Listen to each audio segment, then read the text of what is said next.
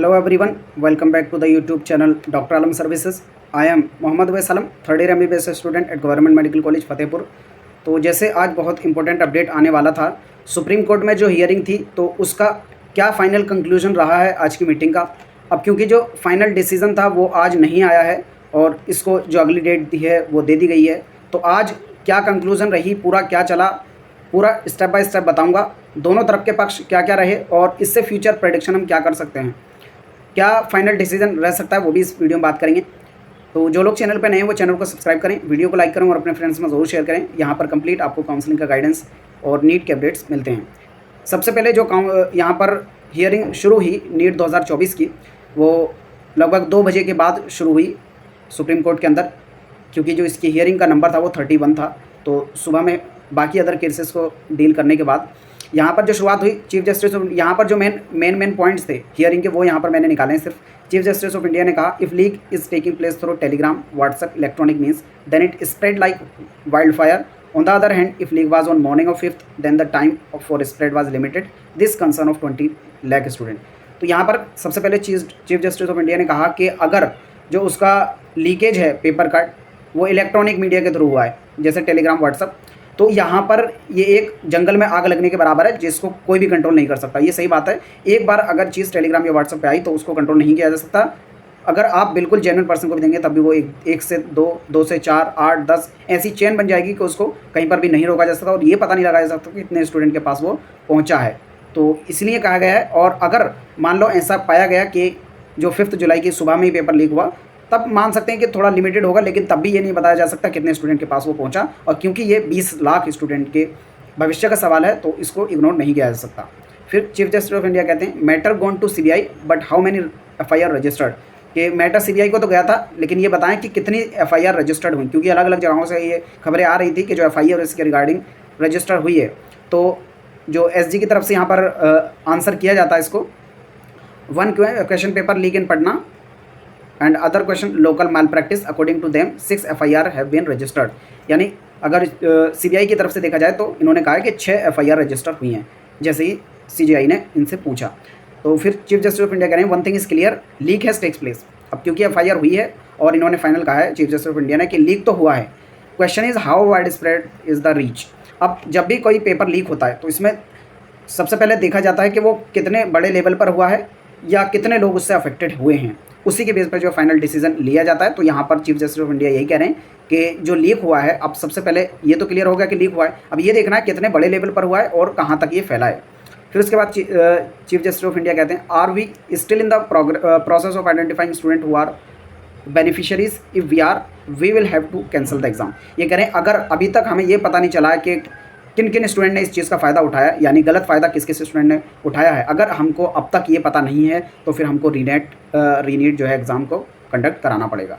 यानी अगर जो CBI है अभी इनको ये इन्फॉर्मेशन नहीं दे पाती है कि फ़ाइनल इतने स्टूडेंट के पास ही पहुंचा है, या फाइनल आइडिया नहीं दे पाती है एग्जैक्टली, तब जो है ये बोल रहे हैं रीनीट होगा। Cancellation of exam of 24 lakh student is a matter of extreme. और साथ में ये भी कह रहे हैं कि 24 लाख बच्चों का एग्जाम को कैंसिल करके दोबारा कराना, ये भी एक एक्सट्रीम लेवल की चीज़ हो जाती है।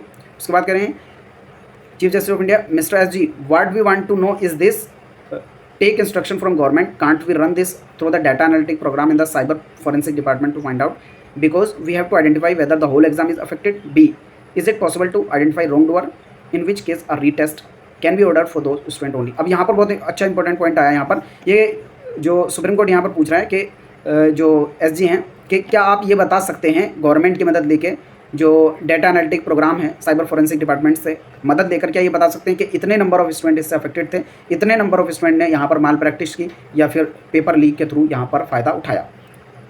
अगर ये बताया जा सकता है कि कितने स्टूडेंट उससे अफेक्टेड थे जिन्होंने फ़ायदा उठाया, या फिर कितनों ने गलत किया, ये बताया जा सकता है, तो उस केस में जिन्होंने गलत किया उनका रीटेस्ट कराया जा सकता है, यानी एक लिमिटेड पॉपुलेशन के लिए रीनीट कराया जा सकता है। ये इस पॉइंट से साफ होता है।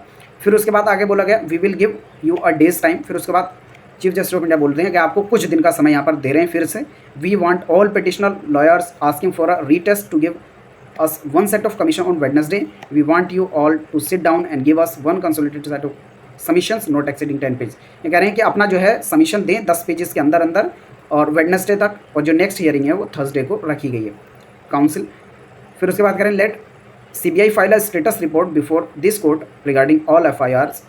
तो यहाँ पर जो है CBI से सभी FIR की जो इन्फॉर्मेशन मांगी गई। फिर उसके बाद चीफ जस्टिस ऑफ इंडिया कह रहे हैं exam was conducted over wide spectrum of nearly 23 lakh student, the law on whether a retest should be ordered in such situation based on Fairlie settled parameter. यानी कितने अच्छे तरीके से एग्जाम को conduct कराया गया है। अब क्योंकि 23 लाख स्टूडेंट ने एग्जाम दिया है तो ये इसी बेस पे डिपेंड करेगा कि रीटेस्ट कराना चाहिए या नहीं कराना चाहिए, कितने स्टूडेंट उससे अफेक्टेड है और हम उनको पता लगा पा रहे हैं या नहीं। फिर उसके बाद CGI कह रहे हैं it will have to scrutinise whether, पहला number alleged breach has take place at systemic level, यानी किस लेवल पर जो है ब्रीच हुआ है। Whether the breach has affected integrity of entire exam, या फिर ये जो ब्रीच हुआ है जो एग्जाम में लीक हुआ है उसने पूरे एग्जाम के जो इंटीग्रिटी है उसको तोड़ दिया है, बिखेर दिया है। या फिर whether it is possible to segregate beneficiary from fraud, या फिर हम ऐसा कर सकते हैं कि जो उसे एग्जाम में बैठे थे उनमें फ्रॉड कौन से हैं और किन्होंने रियल तरीके से अपना एग्जाम दिया है। अगर उनको सेग्रीगेट किया जा सकता है तब रीटेस्ट नहीं कराया जाएगा, ऐसी पॉसिबिलिटी यहाँ पर बैठ सकती है। CGI in a situation where breach affect entire of process it is not possible to segregate then और रीनीट विल बी कंडक्टेड।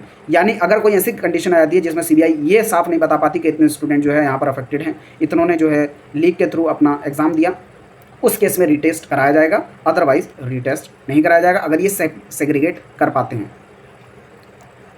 फिर उसके बाद जो है सुप्रीम कोर्ट ने CBI से आस्क किया है कि जो इन्वेस्टिगेशन चल रही है नीट पेपर लीक के रिगार्डिंग वो सब जो है हमको सबमिट की जाएँ।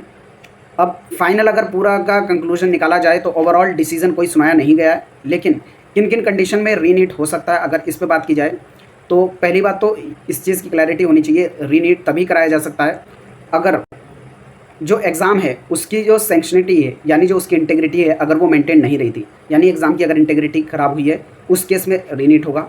दूसरा, अगर आप ये आइडेंटिफाई नहीं कर पाते हैं कि कौन रॉन्ग डूइंग है और कौन सही से एग्ज़ाम दिए, यानी जिन्होंने गलत तरीके से एग्ज़ाम दिया अगर उनको आप आइडेंटिफाई नहीं कर पाते हैं तब भी रीटेस्ट कराया जाएगा। और वही उसको उन्होंने दूसरे तरीके से कहा कि अगर आप if you can not distinguish the grain from the shape, यानी भूसे में से अगर आप जो गेहूँ है उसको नहीं निकाल पाते हैं तब भी जो है रीटेस्ट देना होगा। मेनली कंक्लूजन यही है कि अगर CBI ये नहीं बता पाई कि इतने स्टूडेंट माल प्रैक्टिस किए थे और यहाँ से किए थे तब जो है रीटेस्ट होगा, और अगर एग्जैक्ट डेटा दे दिया गया और माना गया कि इंटीग्रिटी मेंटेन थी तब रीटेस्ट नहीं होगा। उस केस में जो डिस्टर्ब कैंडिडेट थे जिनके साथ हुआ है उनका रीटेस्ट कराया जा सकता है, बाकी का नहीं होगा।